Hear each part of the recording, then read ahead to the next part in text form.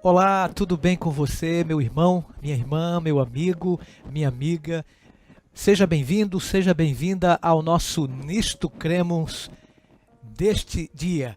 Estamos muito felizes com a sua participação e é muito bom estar com vocês aqui no canal Adventistas Rio. Por falar neste canal, nos siga nas redes sociais, no YouTube, Adventistas Rio, como também no Twitter, Facebook e Instagram. Então é um prazer muito grande estarmos de volta com a série Nisto Cremos. Nós já estamos no 5º episódio e hoje você não perde por esperar. Vamos falar sobre o Deus Espírito Santo. Seja bem-vindo, vamos estudar juntos a palavra de Deus. Se inscreva no canal e não se esquece de ativar o sininho, porque toda vez que estivermos ao vivo, em estreia, o YouTube faz com que você seja comunicado. Que Deus te abençoe. Antes de estudarmos a palavra de Deus, como temos esse bom costume, antes de lermos, antes de aprendermos as lições contidas nesta escritura, é necessário que peçamos juntos a unção do Espírito de Deus. Vamos orar ao Senhor? Se você puder, feche seus olhos e ore comigo. Pai querido, muito obrigado, Senhor, por mais esta oportunidade que nos ofereces de estarmos estudando a Tua palavra no Nisto Cremos. Que Tu possas estar conosco, nos orientando a cada um que está nesse momento ouvindo, assistindo o programa Nisto Cremos. Dá-nos o Teu perdão, em nome de Jesus. Amém. Muito bem, vamos estudar a 5ª crença. Hoje, o Espírito Santo, o Deus Espírito Santo. Você sabe que Deus, o Espírito Santo, ele desempenhou uma parte ativa com o Pai e o Filho na criação, encarnação e redenção. Ele é uma pessoa tanto quanto o Pai e o Filho. Inspirou os escritores das Escrituras, encheu de poder a vida de Cristo. Ele atrai e convence os seres humanos e os que se mostram sensíveis, é claro, e renovados, são transformados por ele à imagem e semelhança de Deus. Então Deus, o Espírito Santo, ele nos transforma, ele nos dá poder, ele nos convence, como diz a Bíblia, do pecado, da justiça e do juízo. É esse Deus maravilhoso, que sempre tem ajudado a nós, suas criaturas, a nós, seus filhos. E as Escrituras Sagradas já nos têm mostrado que Deus, o Espírito Santo, é real e fez parte também da criação, logo no início de todas as coisas. Quando Cristo rompeu os grilhões da morte, o reino de Deus amanheceu nos corações dos discípulos. A partir de então, um fogo inextinguível ardia em suas almas. Diferenças que poucas semanas antes havia erguido barreiras aparentemente intransponíveis entre os apóstolos. Essas barreiras desapareceram, confessaram suas faltas uns aos outros, abriram seu coração para receber mais plenamente a Cristo, seu Rei, e retornar ao céu. A unidade desse rebanho, outrora tão disperso, crescia à medida que cada dia era despendido em oração. Em certo dia inesquecível, eles se encontravam louvando a Deus quando um ruído, semelhante ao barulho de um furacão, irrompeu em meio ao grupo, como se a chama ardente em seus corações pudesse se tornar visível. Línguas de fogo desceram do céu sobre a cabeça de cada um deles. À semelhança de um fogo devorador, o Espírito Santo descera sobre eles. Cheios do Espírito Santo, os discípulos eram capazes, com certeza, de propagar o Evangelho de Cristo. Pública e entusiasticamente começaram a proclamar as boas novas de salvação. Então, advertidos pelo som, por um barulho ensurdecedor, um barulho poderoso, eles começaram a pregar com intrepidez. Isso está registrado no capítulo 2 de Atos. Nós conhecemos como a descida do Espírito Santo sobre os apóstolos 10 dias após a ascensão de Jesus aos céus. Após a subida de Cristo, ele desceu com um poder maravilhoso sobre os apóstolos, o Espírito Santo da promessa desceu sobre os apóstolos com veemência e eles começaram a pregar com intrepidez, com ousadia, com poder. Que bênção, irmãos! Cheios de admiração e um tanto confusos, as pessoas que estavam ali escutaram o sermão deles no seu próprio linguajar. Extraordinárias foram as palavras desses homens, né? Ninguém poderia dizer, eu não consigo entender. O que significa isso? Né? Eles começaram a entender na sua própria linguagem o que os apóstolos estavam falando sobre o amor de Deus. Aquilo que vocês ouviram e viram está ocorrendo, sabe por quê? Disse o apóstolo. Porque Jesus foi exaltado à destra do Deus Todo-Poderoso. Então, amigos, esse poder maravilhoso é uma pessoa. E as pessoas hoje se interrogam e perguntam, quem é o Espírito Santo? A Bíblia diz, pareceu bem ao Espírito Santo e a nós. Isso revela que os cristãos apostólicos o vislumbravam como uma pessoa. O Espírito Santo é alguém. Cristo, igualmente, falou a respeito dele. Ele me glorificará, disse Jesus, porque há de receber do que é meu e vou há de anunciar. João 16,14. As Escrituras, referindo-se ao Deus triuno, escreveram, muito bem sobre o Espírito como uma pessoa. E o Espírito Santo, amigo, amiga, possui personalidade. Ele contende, Gênesis 6, verso 3. Ele convence, João 16,8. Ele dirige os assuntos da igreja. Ele auxilia e intercede. Ele inspira. Ele santifica. Essas atividades não podem ser executadas por um mero poder, influência ou um atributo de Deus. Somente uma pessoa pode empreendê-las. O Espírito Santo é verdadeiramente uma pessoa e é verdadeiramente Deus. As Escrituras veem o Espírito Santo como sendo Deus. Pedro mostrou a Ananias que, mentindo ao Espírito Santo, ele mentira também aos homens e também a Deus. Em Atos capítulo diz isso. Não é? Então, como sendo a blasfêmia contra o Espírito Santo, a Bíblia diz, se alguém proferir alguma palavra contra o Filho do homem, ser-lhe-á perdoado. Mas se alguém fala contra o Espírito Santo, peca contra o Espírito Santo, isso não será perdoado, nem neste mundo, nem no porvir. O próprio Jesus falou isso em Mateus capítulo 12, versos 31 e 32, para entendermos bem, amigo, amiga, que o Espírito Santo, além de uma pessoa, também é Deus. Se nós pecarmos contra o último recurso de Deus para salvar a humanidade, que é justamente sobre o Deus Espírito, nós não poderemos ser perdoados. Essa afirmação é verdadeira. E uma vez que o Espírito Santo realmente é Deus, as Escrituras associam atributos divinos também ao Espírito Santo. Ele é vida. Paulo se refere a ele como o Espírito da vida em Romanos 8, verso 2. Ele é verdade. Cristo o identificou como o Espírito da verdade em João 16, 33. O Espírito da verdade, o Espírito de Deus. Isso revela que o amor e a santidade constituem a parte do Espírito Santo como parte de sua natureza.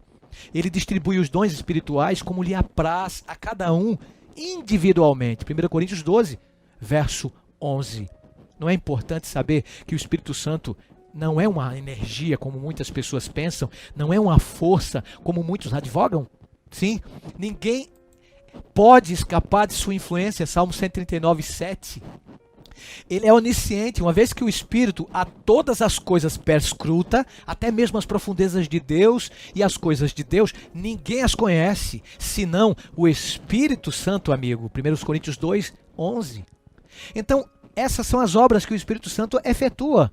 Tanto a criação quanto a ressurreição o envolveram. Disse Jó, o Espírito de Deus me fez e o sopro do Todo-Poderoso me dá vida. Jó 33, verso 4. O salmista acrescenta, envias o teu Espírito e ele pode nos fortalecer e nos dar graça.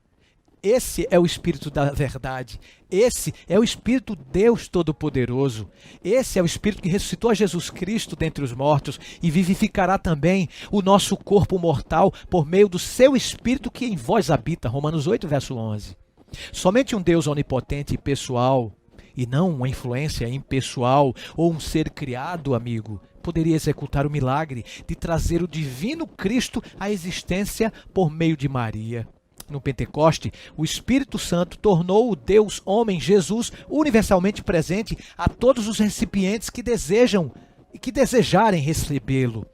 O Espírito Santo é considerado em pé de igualdade com o Pai e o Filho na própria fórmula batismal em Mateus capítulo 28, na bênção apostólica em 2 Coríntios 13, verso 13, e na dissertação a respeito dos dons espirituais, 1 Coríntios 12, 4 a 6. O Espírito Santo, né, é Deus, ele é divino, e ele se assemelha a Deus na mesma essência, esse Espírito que faz parte da divindade como o seu terceiro membro. O Pai, o Filho e o Espírito Santo são igualmente autoexistentes. Embora todos sejam iguais, existe uma distribuição de funções que opera dentro da Trindade, né? Nós estudamos isso no segundo episódio. Se você quer realmente recapitular, é só ir lá no Adventistas Rio, no YouTube, e vai no segundo episódio, que falamos sobre a Trindade, e você vai ver que o Espírito faz parte dessa divindade, não é? Assim como o Pai, assim como o Filho, o Espírito Santo é autoexistente, ele é criador e também fez parte da criação, tá? Ele é Deus, ele é poderoso. A verdade acerca desse Espírito é melhor compreendida, querido, querida, quando vemos por meio de Jesus Cristo. Quando o Espírito vem aos crentes, ele vem como o Espírito de Cristo, ou seja, ele não vem de seu próprio direito, apresentando suas próprias credenciais. Sua atividade histórica centraliza-se na missão salvadora de Cristo. O Espírito Santo esteve ativamente envolvido no nascimento de Jesus, Lucas 1, verso 35, confirmou seu ministério público por ocasião do seu próprio batismo, em Mateus 3, 16 e 17, e os benefícios do sacrifício expiatório de Cristo e de sua ressurreição também à humanidade, conforme Romanos 8, verso 11. Na organização interna da divindade, o Espírito Santo parece desempenhar um papel de executor. Quando o Pai entregou seu Filho ao mundo, em João 3,16, foi ele concebido pelo Espírito Santo, em Mateus capítulo 1, de 18 a 20. O Espírito Santo veio para completar esse plano, para torná-lo realidade. O íntimo envolvimento do Santo Espírito na criação pode ser contemplado no registro da mesma, em Gênesis 1, verso 2. A origem e a manutenção da vida dependem de sua operação. A sua partida significa morte. Diz a Bíblia que se Deus, para si, recolhesse o seu espírito, sabe o que aconteceria? Se recolhesse o seu sopro, sabe o que ocorreria? Toda a carne juntamente expiraria e o homem voltaria para o pó. Jó capítulo 34, versos 34, verso 14 melhor, e verso 15. Também no mesmo livro de Jó, capítulo 33 e verso 4. Então mostra pra gente, querido ouvinte, querido internauta que me acompanha no Nisto Cremos, na plataforma do YouTube, do Adventistas Rio, você pode saber e pode perceber, de acordo com os textos que recitei de cor para vocês, a gente imaginou que sem o Espírito Santo, sem o sopro, sem a sua força, sem a sua pessoa, nós não estaríamos vivos. Nós dependemos justamente desse poder, dessa pessoa. E podemos ver reflexos da obra criadora do Espírito Santo quando contemplamos a obra de criação que ele opera em cada pessoa que abre o coração a Deus.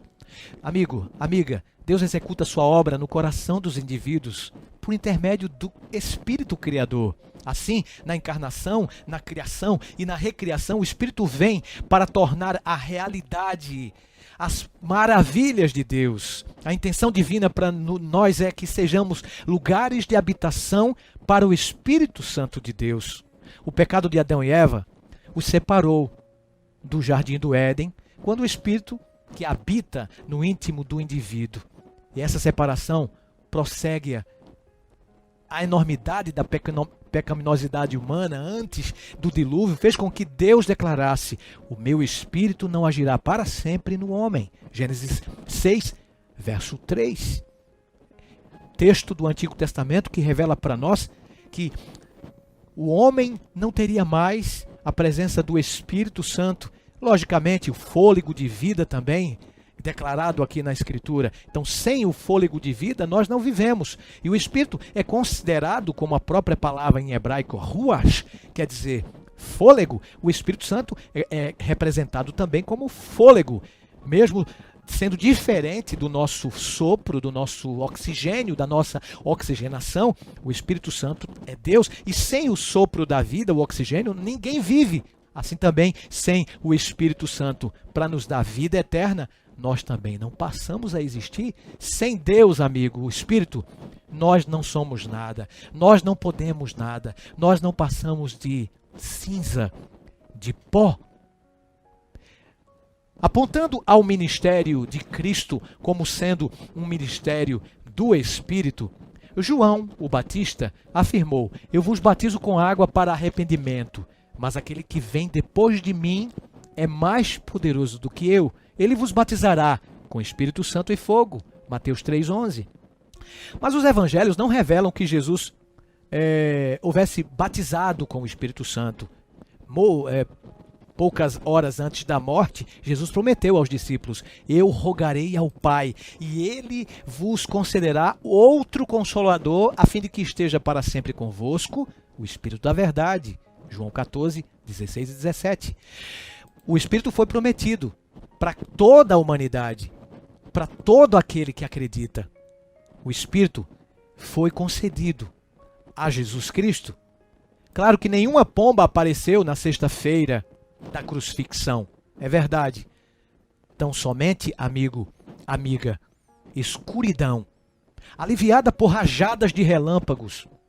Não foi senão depois de sua ressurreição que Jesus concedeu o Espírito Santo aos seus discípulos, sobre os discípulos. Ele disse: eis que vos envio sobre vós a promessa do meu Pai. Permanecei, pois, na cidade, até que do alto sejais revestidos de poder.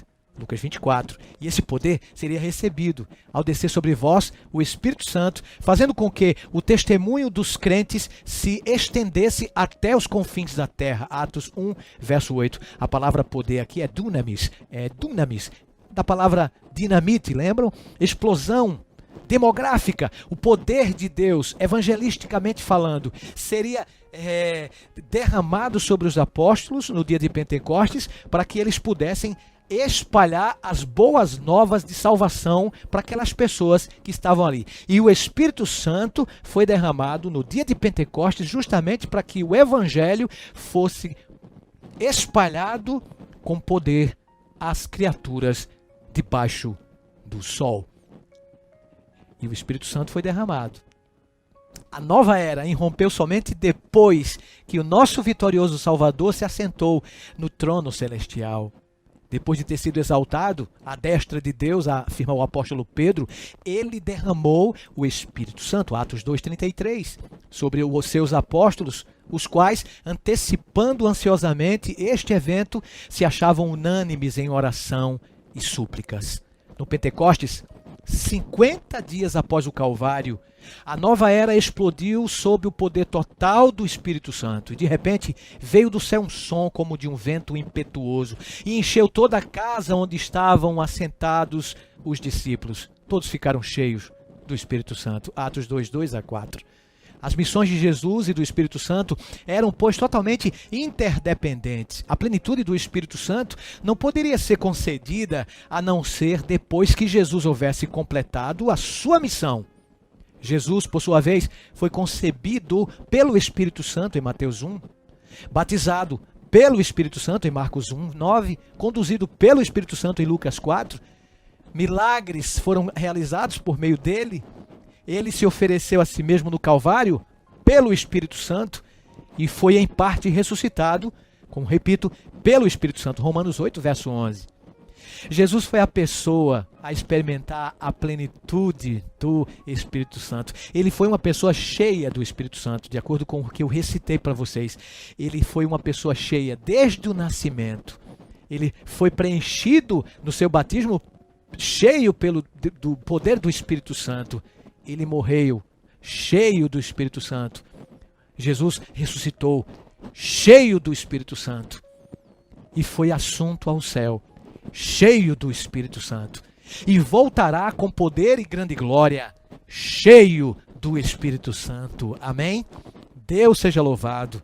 Você também e eu podemos ser pessoas cheias do Espírito Santo. Podemos proclamar o poder de Deus com a sua presença. Podemos ser cheios do Espírito Santo, o Espírito de Cristo, o Espírito do Salvador. Amigo, para podermos cumprir a ordem do Mestre, nós precisamos ir a Ele. E com certeza Ele nos comissionará, nos habilitará, nos dará força, nos dará poder para propagarmos o seu Evangelho a toda criatura, cheios do seu Espírito Santo. O batismo com o Espírito Santo é chamado de a promessa do Pai, em Atos 1, verso 4. Cristo fez menção de si próprio quando disse: eu vou-lo enviarei. O Espírito Santo, em João capítulo 16, verso 7. Portanto, o Espírito Santo procede tanto do Pai quanto do Filho. E essa missão foi dada por Ele para que cada um de nós também cumpra o ide maravilhoso. Como disse Paulo, ninguém pode dizer Senhor Jesus, senão pelo Espírito Santo. 1 Coríntios 12, 3. Deus nos concede esse poder, querido, querida, do Espírito para propagar a sua verdade. Essa é a sua missão, convencer do pecado, da justiça e do juízo. João 16, verso 8. Olha o que o Espírito Santo pode fazer: convencer o ser humano do pecado, da justiça e do juízo. Lembrem-se que o Espírito Santo insiste em que todos aceitem a justiça de Cristo. O Espírito nos adverte da realidade do julgamento, o que representa uma poderosa ferramenta para despertar as mentes obscurecidas pelos pecados, dando-nos consciência da necessidade de arrependimento e conversão. Ou para a parte final do nosso estudo deste episódio, Deus, o Espírito Santo. Mas eu quero lembrar a você que me ouve, que me assiste, que a nossa vida passa a ser uma nova vida, pois nos tornamos o lugar de habitação, morada do Espírito de Cristo. E essa sua missão em favor dos cristãos estende-se a cada um de nós como um bálsamo poderoso sobre cada vida, sobre cada pessoa, sobre cada existência. Mas lembre-se, ninguém pode continuar recebendo a presença de Cristo, do Espírito, permanentemente, sem preencher certas condições. O Espírito Santo diz que nós precisamos obedecer. Dessa forma, os crentes são advertidos contra resistir e contra apagar o Espírito Santo de suas vidas. Porque o Espírito Santo, ele opera a maravilha de nos convencer dos nossos pecados, do juízo e da justiça. Lembre-se que Jesus, ele o apóstolo traduz a palavra Paracletos como Espírito Santo, como nosso amigo, intercessor, mediador e advogado. Além do Espírito, o único Paracletos mencionado nas Escrituras é o próprio Cristo, não é? Ele é o nosso advogado ou intercessor diante do Pai. A Bíblia diz: filhinhos meus, estas coisas vos escrevo, para que não pequeis. Se todavia alguém pecar, temos advogado junto ao Pai, Jesus Cristo, o justo, 1 João 2,1. Então, Cristo é nosso advogado, Paracletos do grego, nosso amigo, nosso intercessor, nosso Salvador. Então, o Espírito Santo também é identificado na Bíblia como o Espírito da graça, o Espírito da Paracletos como nosso advogado, como nosso amigo, como nosso também intercessor. Interessante que hoje Jesus está à destra de Deus, lá no santíssimo lugar do santuário celestial. Por falar nisso, o santuário celestial é uma das crenças das 28 lá na frente que ainda iremos estudar. Mas só dando um spoiler para você, Jesus está hoje como intercessor, advogado, diante de Deus o Pai, entre Deus e nós. Ele é juiz justo, ele é advogado justo. Mas lembre-se, um dia ele vai dizer do céu: está consumado, está feito. Acabará o seu ministério como hoje é nosso advogado, ele deixará de interceder pela humanidade.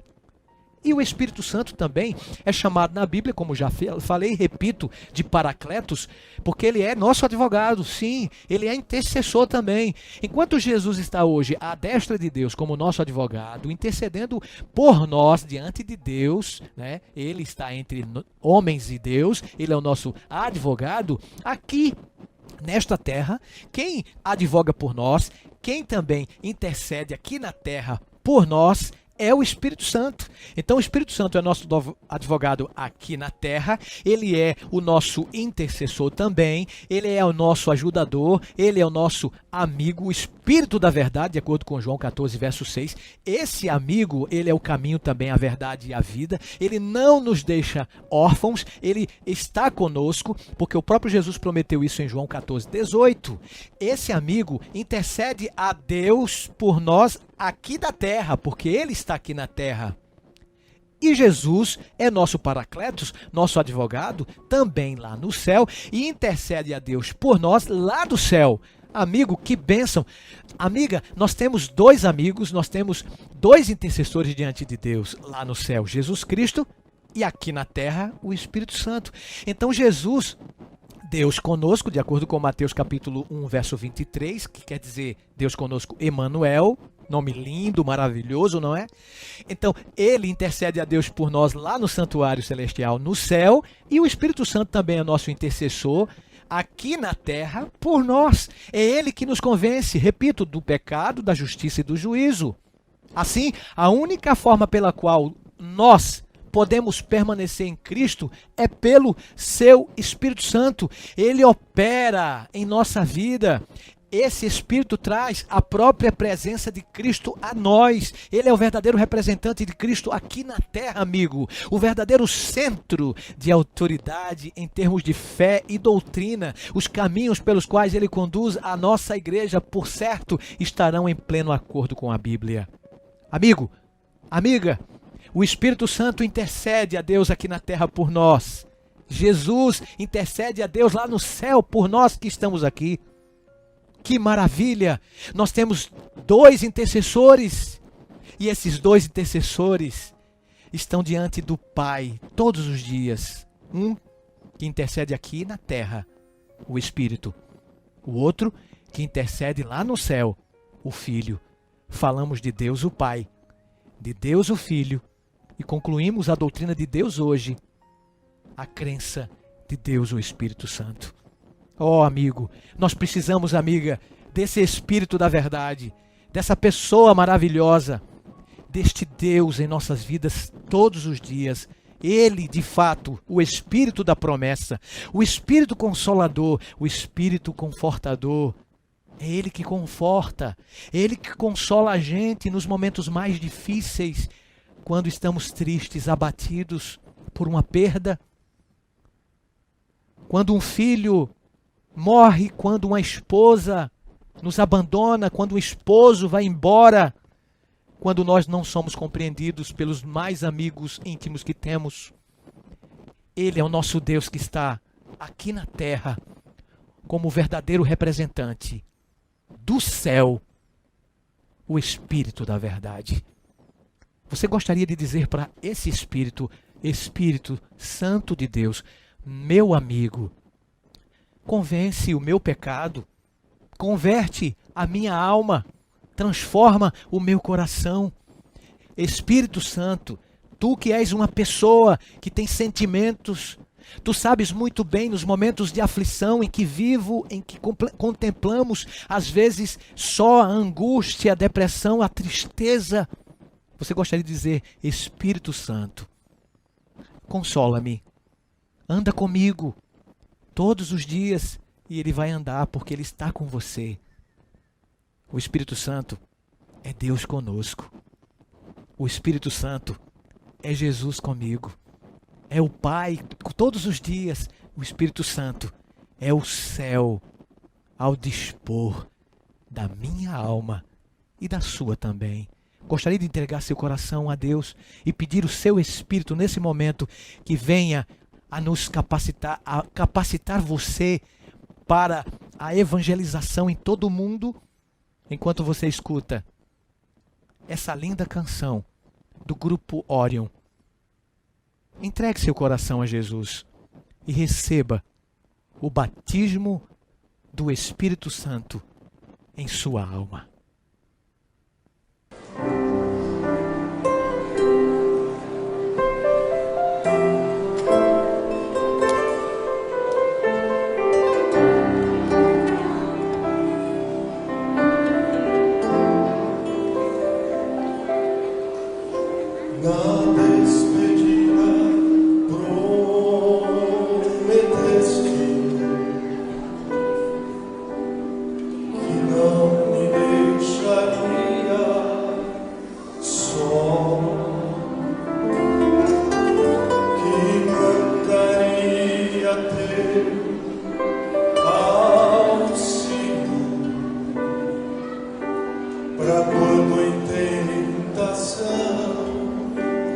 Eu ser fiel a ti.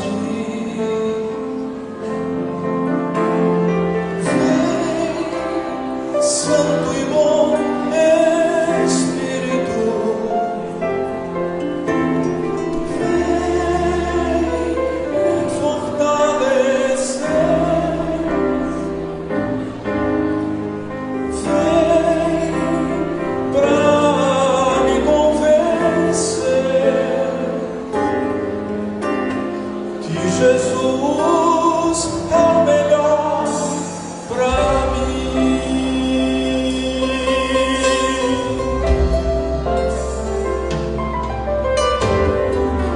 Cada instante quero mais tua unção em meu ser, deixando atrás o velho homem, poder nascer de novo, ter nova chance aqui. Vem, Santo e bom Espírito,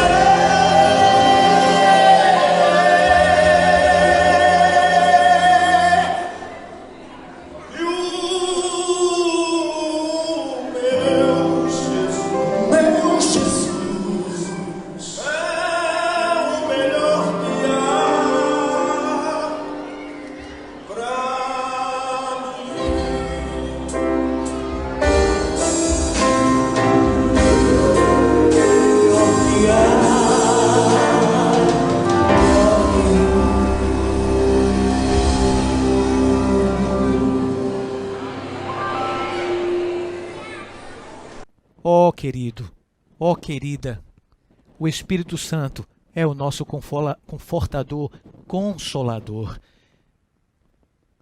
Que a graça de Cristo esteja sobre você e esse Espírito continue fortalecendo no momento em que você está vivenciando. Lembre-se, Ele é Deus, Ele é uma pessoa, Ele é o nosso advogado, o nosso confortador, o nosso redentor.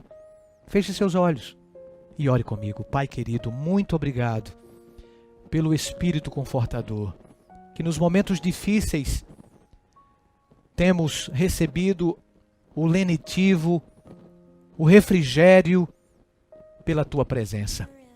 Obrigado porque nos momentos mais cruciais de nossa vida, o Senhor está presente, e em todos os momentos, na alegria e também na tristeza, na bonança e também na escassez. O Espírito da verdade está conosco e Ele pode nos libertar dos erros que talvez venhamos a cometer.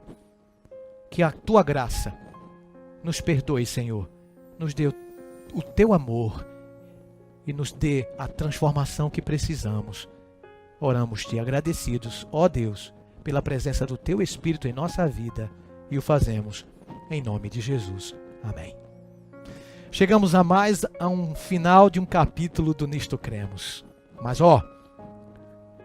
no próximo encontro teremos uma nova doutrina, uma nova crença. Você não perde por esperar. Mas não se esqueça, até o próximo encontro. Mas foi o apóstolo que disse que a graça de Jesus, o amor de Deus e a comunhão do Espírito Santo de Deus sejam com você. Até lá, amigo. Até lá, amiga. Até o nosso próximo encontro. Deus te abençoe. Tchau.